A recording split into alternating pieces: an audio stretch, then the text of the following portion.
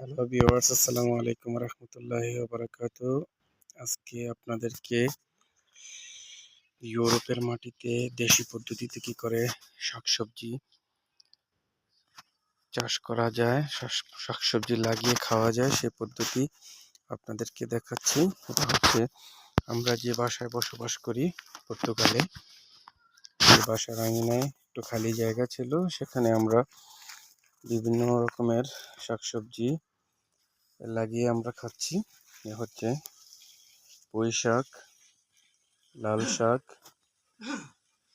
এটা হচ্ছে বটবডি, আঙ্গুরের চারাও আছে, আঙ্গুরের চারা লাগানো আছে, অনেক আঙ্গুর ধরছে।